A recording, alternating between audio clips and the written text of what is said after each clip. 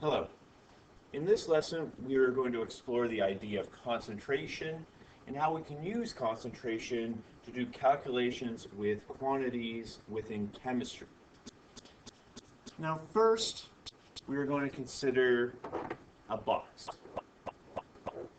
A box has three dimensions, x, y, and z. And within this box, there's going to be 5 particles. So 1, 2, 3, 4, 5. And they're all just kind of moving around just randomly in any kind of direction. Now, I'm going to think about another box, but this time it's larger. So I'm going to make it roughly twice as big as my first box. This. And inside this box, I'm also going to have 5 particles. Also moving just kind of randomly around. Now, in both boxes, we have the same number of particles, 5 and 5. But one box is quite a bit bigger than the other box. So, if I call my first box, box 1, and this one box 2, I can say that box 1 is actually more concentrated because I have more particles inside a smaller box or a smaller volume. Whereas box 2 is less concentrated because the particles themselves, they have more room, they don't interact with each other or the sides of the container all that frequently, or at least less frequently than they do in box 1. So because of that, box 1 we consider it to be more concentrated. And this gets to an idea generally of what concentration is. Concentration is going to be the number of particles inside a volume. So we can think about this in terms of people. If we have 10 students inside the classroom as opposed to 30 students inside the classroom, well, the 30 students inside the same classroom would be much more concentrated. We have more students within that same space.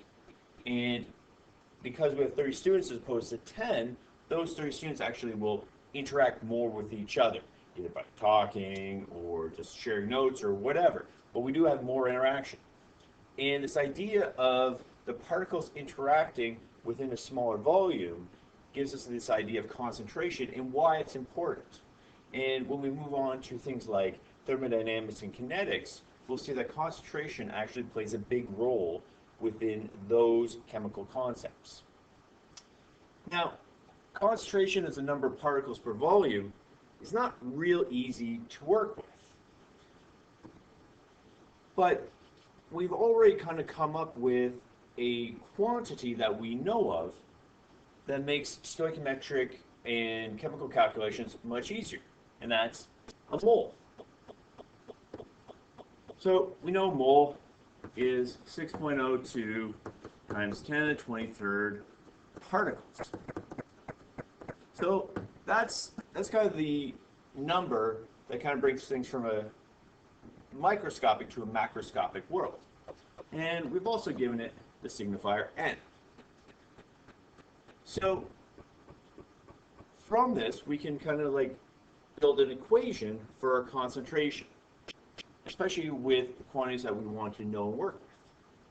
So in this case, we have concentration now equal to the number of moles divided by the volume. And this leads to a unit called molarity. Molarity. And molarity is the number of moles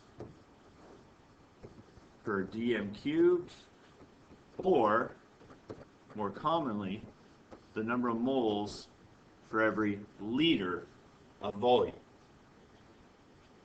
And that works with us because we previously have had, I'm going to put this in blue, our double triangle. So our double triangle has the number of moles right here in the middle. We have Avogadro's number. And we have number of particles on this side. So we multiply those guys. Up here we have mass, and down here we have molar mass. So now we can add a third part to create a triple triangle. Let's get rid of this. Extending it out. Now we have concentration times volume. So this is our triple triangle. At the center of it is moles. That is the unifying concept between everything that we've done in this unit. Number of moles. So we talked about particles, we talked about mass. Now we're talking about concentration and volume in terms of molarity. And moles is this kind of unifying concept. And we have this simple calculation, N is equal to concentration times volume. And this is just telling me the number of particles of any chemical I have in a given volume or a given liter of whatever solvent that I have. And that's usually going to be water. So let's do an example here, just really quick. I have a pharmacist, and he adds 2 milliliters of distilled water to 4 grams of sodium nitrate. And I want to know what is the molarity of the solution. So when we take a look at the molarity, we first have to find out the number of moles of, in this case, NaNO3 we have. So find the number of moles, and that's the first thing. So N is going to be equal to mass over molar mass. And I get this from our kind of triple triangle here, or at least this part of it. So the mass is 4 grams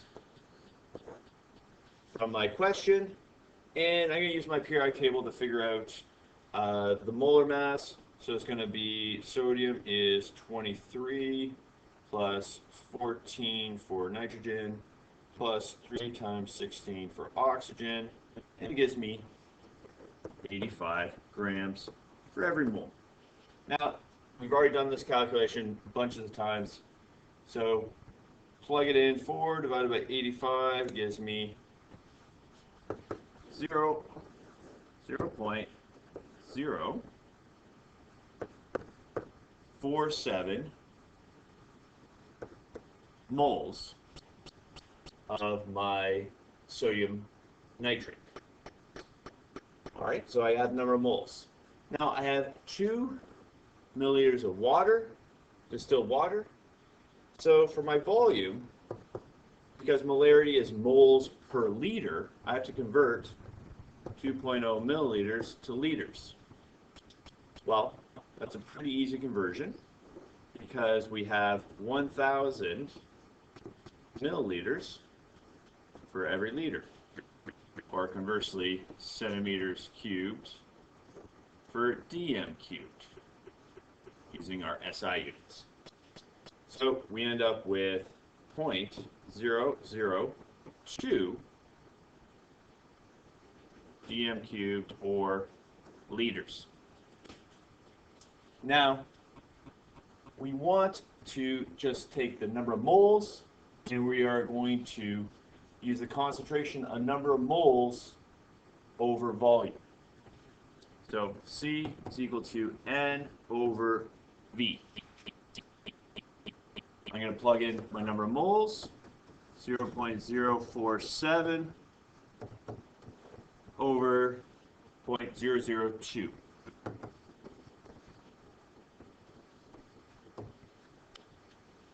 And that's going to get me 23.5 moles per dm cubed,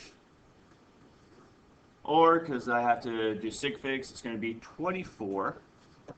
And this is where we have a little bit of confusion, because this is a unit called molar, which is actually a capital M, very similar to my molar mass. Now, this is just an easy way for us to take grams. We have to first convert it to moles, which is our known chemical quantity, and just divide by the volume that we have. In our next video, we're going to go the other way and see about how we get things from a higher concentration to a lower concentration.